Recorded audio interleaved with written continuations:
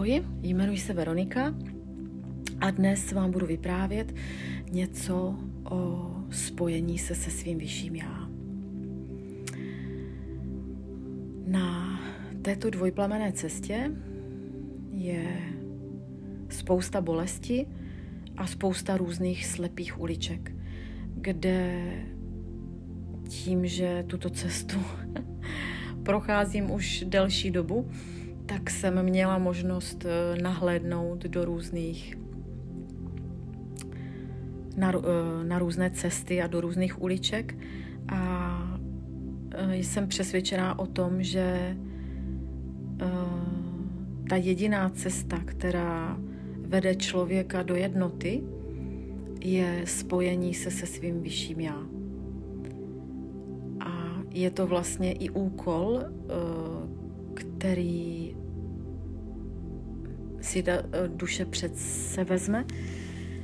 Když se sem rodíme, tak my zaměníme vlastně ty důležité věci za rodinu, za partnera, za hezký dům, za dobrou práci, za já nevím, jakékoliv naplňující věci, ale vlastně úplně zapomeneme, že my se sem rodíme hlavně proto, abychom se spojili se svou božskou podstatou, se svým vyšším já. A když se nám to povede, tak v tom spojení cítíme obrovskou jednotu, lásku, mír a bezpečí. Cítíme přesně to, co cítíme, když se potkáme se svým dvojplamenem. Cítíme se v bezpečí, cítíme se milovaní, cítíme se šťastní, cítíme, že je všechno v pořádku, tak, jak to je. A toto usilování vlastně o to trvalé spojení s tím mým vyšším já, s tím mým božským zárodkem je vlastně to nejdůležitější a tak, jak člověk touží vlastně po tom dvojplamenu, tak by měl toužit potom se spojovat vlastně s tím svým vyšším já. Měl by vlastně toužit po té jednotě v sobě, po té lásce v sobě, bezpodmínečné, kde vlastně se může naplnit jenom on sám. Nikdo jiný ho nenaplní. Ani ten dvojplamen, ani ta práce, ani děti, ani vlastně kdokoliv jiný. Cokoliv hledáme venku, vně sebe, tak to nás nemůže naplnit. Nemůže nám to zaplnit vlastně tu bolest nebo tu díru, kterou tam máme z nějakého důvodu, kterou jsme si, dejme tomu, třeba vytvořili i z nějaké dávné minulosti a jenom my ji můžeme zaplnit tou jednotou a tou láskou. A v tomto případě každý si s tím může pracovat různě. Já pracuji vlastně s cvičením nebo s tím zrcadlením, kde člověk cíleně vlastně naplňuje ty svoje potřeby a léčí tak tu svou bolest uvnitř sebe sama tak dlouho, dokud se nespojí opravdu sám se sebou, s tím svým božským zárodkem, s tím svým vyšším já, kde je jenom bezpodmínečná láska a mír a bezpečí. Takže to bych řekla vlastně k tomuto vztahu, proto tento vztah je tak náročný, tak bolavý, tak vysilující, kdy všichni známe to, že už máme pocit, že už prostě to nezvládnem, že už nechcem, že vlastně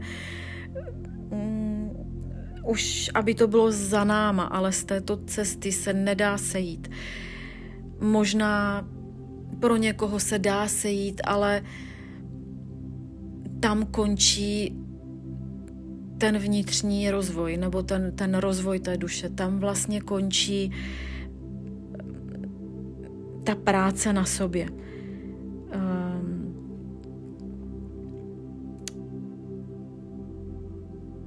je opravdu důležité nebo nějakým způsobem vlastně vědět, že je to v pořádku, že cítíme to, že je to tak těžké a že nás to tolik bolí, protože tato cesta je vlastně cesta zasvěcení. Je to cesta, kde se po člověku chce, aby se spojil s tou svou božskou podstatou, s tím svým vyšším já. A skrze to vyšší já může nějakým způsobem pomoct i tomu svému druhému, vlastně tomu dvojplamenu, aby i on mohl vzestoupit a aby i on mohl žít tuto lásku, která je, dá se říct, posvátná. Ale aby ji člověk mohl žít venku, tak ji prvně musí vytvořit v sobě. Prvně musí v sobě vytvořit ten posvátný vztah, ten prostor toho bezpečí, toho, že vždy budu pro sebe, když potřebuju, že se obejmu, že se sebou soucítím, že se pochopím, že se chci spojit s tou svou božskou podstatou, s tím vyšším já, že ho chci následovat, že ho chci poslouchat, že vlastně chci rozumět tomu svému životu, že chci milovat vlastně sama sebe a svůj život. Pro představu, ta láska k tomu dvojplamenu je velice, jakoby nastupuje jednoduše. Ta tam prostě je a je bezpodmínečná. I když ten člověk udělá něco, co nás může zranit, chvilku nás to bolí, ale ta bezpodmínečná láska tam zase nějakým způsobem nastupuje.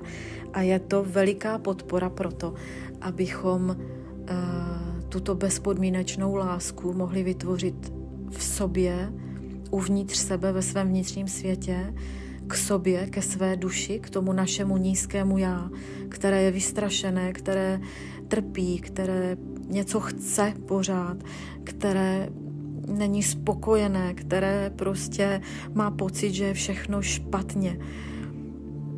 Tak náš úkol je vlastně zahojit to naše bolavé nízké já tím naším soucitem, pochopením, láskou a tím, že ho vezmeme do náruče a pochováme, uklidníme, že ho vlastně zahojíme. Takže tolik bych řekla ke spojení sám se sebou a moc bych vám přála, aby se vám to všem dařilo co možná nejvíce a nejčastěji. Přeji vám moc hezký den.